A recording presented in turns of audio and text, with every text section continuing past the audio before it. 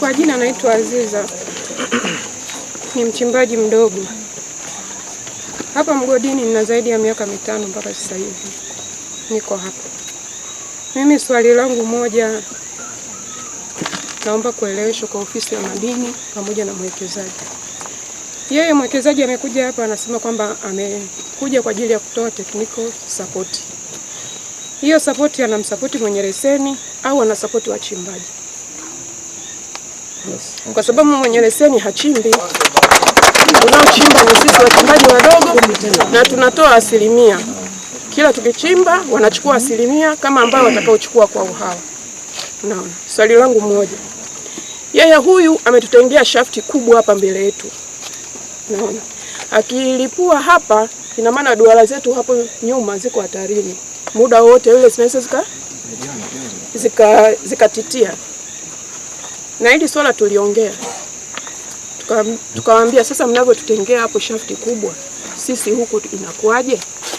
Wakasema kwamba hilo swala utalifanyia kazi. Lakini wenye mgodi pamoja na madini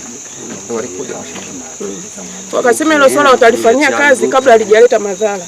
Sisi tuliomba tufidiwe ama tupewe hela tukakae tuwapishe wenyewe wachimbaji wadogo wakubwa, wakisha chimba basi na sisi tuangaliwe 1% za kutuwezesha maisha yetu mpaka kipindi ambacho wanafanyaje huo uchimbaji mkubwa unavyoendelea. Lakini kinachoendelea mpaka sasa hivi hatujaambiwa kwamba sisi tunanufaika na vipi, na duara zetu zikikatika nani atakayelipa mpaka sasa hivi.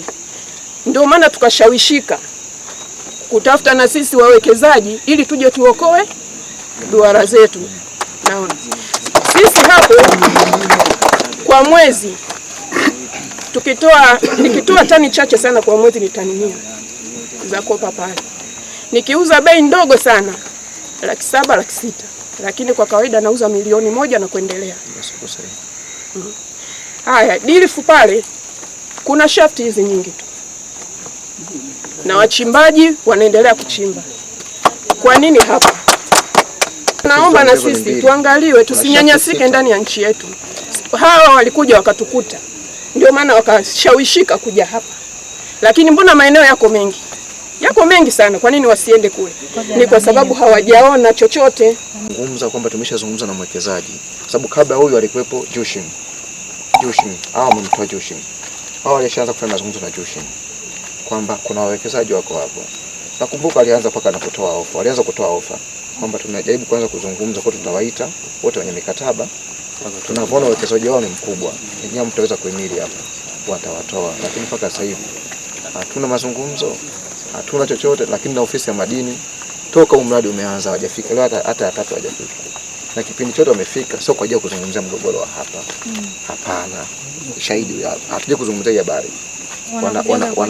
Wanakagua tu hapo wataingia na wataondoka. Hatujawahi kusikia mazungumzo kuhusu hii shaft na watafanyaje hapa hatujui. Sisi tunaomba kama wenyewe wanahisi kwamba watakutana kule chini wote wenye nguvu, watufidie. Yeye kama hataki wawekezaji wengine, tukae chini tupige hesabu, tukilizika tumwachie eneo lote. Sisi tuende tukaangalia wengine. Naitwa Fidel Shema Christopher. Ni mchimbaji mdogo kwenye eneo hili la Kabatini. Nilikuwepo tangu mwanzo, hata injinia wa madini hapa kipindi anatoa ufafanuzi. Mimi nilikuwa na maswali kama 3. Swali la kwanza nilikuwa napenda kuuliza kutoka kwa injinia hapa kutoka ofisi ya madini.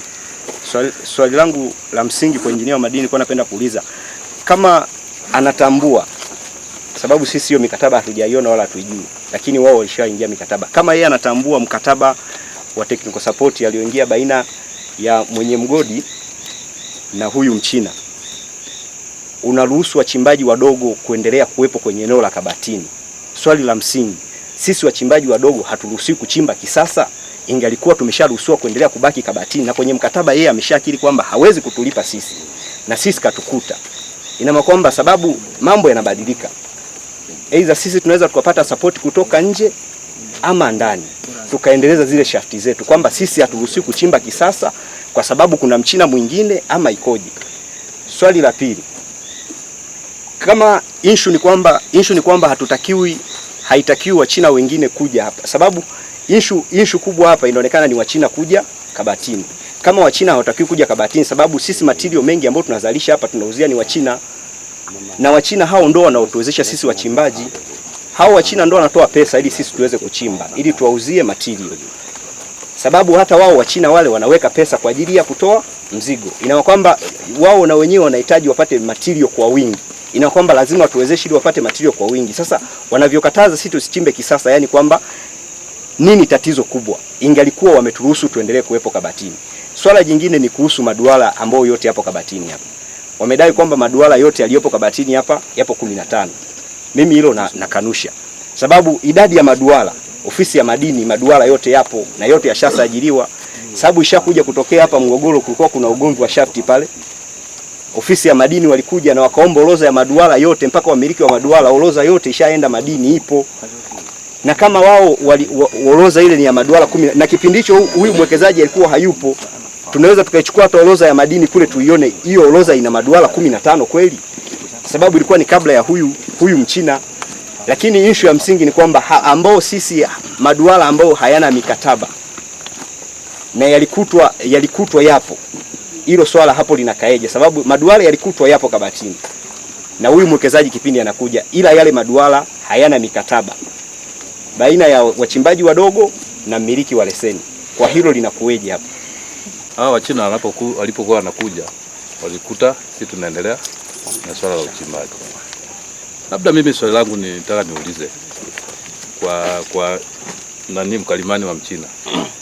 Walivyokuwa wanakubaliana kwamba wanataka kuchimba hapa na sisi tukiwepo, malengo kwamba sisi tulipwe, tutoke au watatuwezesha. Pili, kuna kitu kimoja hapa nimekisikia. Kuna duala ambazo zilizohesabiwa ziko 15. Hapa sio duala zilizokutwa hapa, sio 15, zaidi ya 15.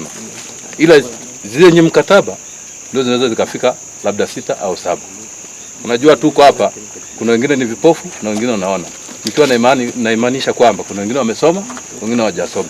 Sasa wale ambao hawajasoma hawajui hata kwamba wanaanzia wapi na wanaishia wapi. Walikuwa wanahitaji elimu. Sasa na elimu, cha kwanza walikuwa wanatakiwa wenye leseni watoe elimu. Umeona? Duala nazo zikumbuka mimi ambazo wamekuja wa China wakazikuta ziko zaidi ya 20. Kuna wengine wana mkataba, wengine hana mkataba.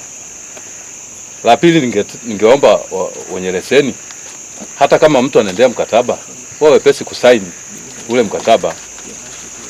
Umeona? Swali langu mimi kwa Mchina lilikuwa ni hilo, nitaka nifafanuliwe.